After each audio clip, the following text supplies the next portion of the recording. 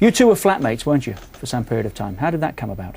Well, we were in those days you weren't allowed to have your own flats. You had to live in digs, or if you were married, you had your own house. But we decided to get a flat quietly without the two clubs knowing, just for us to go and relax at the weekends. You know, take our minds off the games, and we had a flat for about 3 years. Unheard of, really. Crumpsall. Not just the flat that the two of you shared, but for a United player, and one from City, and one from City to be sharing this flat at different times. Well, we were good friends, you know, and we remained good friends. But we had to find a little bit of a retreat at the weekends, you know, and to sort of relax. And we bought a little flat in Crumpsall. Such good friends, in fact, that I think ultimately he was best man, wasn't he? Yeah, he was. Yeah, you know, he was with me the first time I met my wife. We used to go out on a Sunday night and a quiet evening on Sunday, and we unfortunately bumped into my wife that night, and it went from there. And George. Did you say unfortunately or fortunately? Fortunately, it went and went on from there to George be my best man, which was fabulous. At the Church of St Michael and All Angels.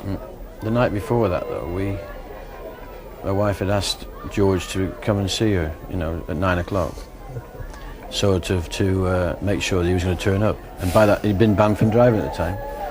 So we went into town, and the Sunday night in Manchester was a bit dead, so we sat in the Piccadilly Hotel in the room, and there was nothing on television, so we decided to go and have a drink in a pub called the Brown Bull in Salford.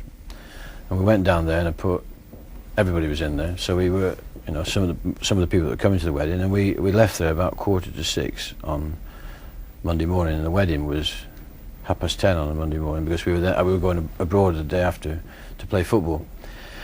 So we managed to get to the room all right, and of course we fell into, it was top hat and tails, and by the time fortunately the driver came to wake us up. Fortunately he did to pick us up, and we were still at 10:15, and we were still in bed. We had to put the suits on and everything, and we went to Mottram, where we were going to get married on a Monday morning, on a particularly nice day, and we didn't go in the main entrance. We went round the back, and the vicar had the primer stove going with a kettle on it, you know, and the doors were open, and there was all the pennines out there, and George was stood there. We were suffering a little bit, you know. We'd had a late night, and we were just looking over the moors, and George said, "You know something, you've only got to run down there, jump over that wall, and you'll be as free as a bird."